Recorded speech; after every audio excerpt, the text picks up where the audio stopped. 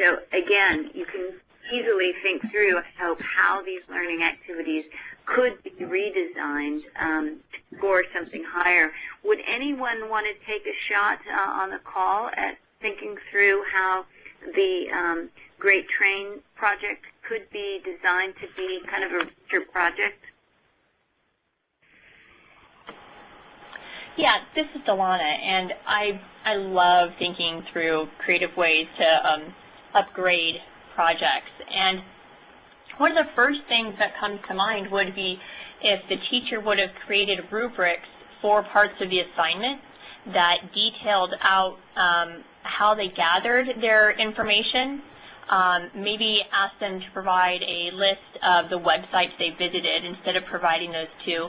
I kind of wonder, not knowing the security of that school and the building and the district, if maybe there was an issue about students going out onto internet sites, more importantly a policy, probably a policy of the school district where the teacher had to do that.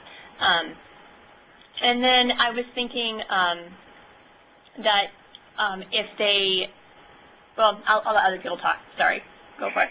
Yeah, those are great ideas. These are some of the considerations that every teacher has to think through as they're designing a project. And, you know, how could technology be used in a different way in this project, potentially to enrich the students' creative potential around producing their student work. And again, it doesn't have to involve student collaboration, but this one is really looking at how technology can be used in the project in different ways that can really support students in those higher level skills. Thank you. Thank you to all of you who participated in analyzing these learning activities. We wanted to give those of you on the phone a sense of how these sessions are run. You can probably sense there's a lot of complexity to these rubrics and how they can be applied to look at existing example learning activities and really to helping teachers work through collaboratively how they can redesign their own learning activities.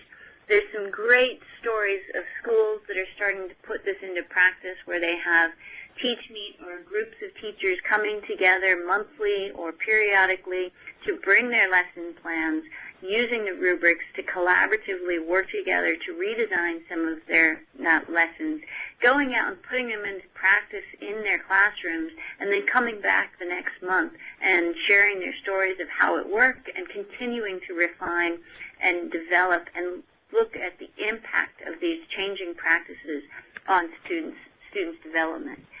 So I want to call your attention here at the tail end of our time together to the Pill Trainers site where the resources for running 21st century learning design sit. And each one of these, what we've gone through here, are designed into a session, one session for each rubric.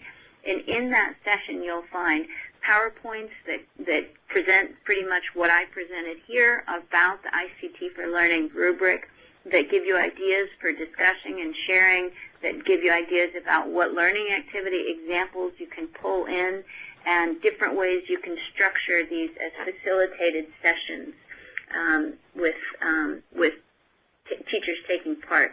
And I also want to call out to you that we really would value, as you're running these kinds of sessions, to invite teachers to share the learning activities they're developing more broadly through the Partners in Learning Network.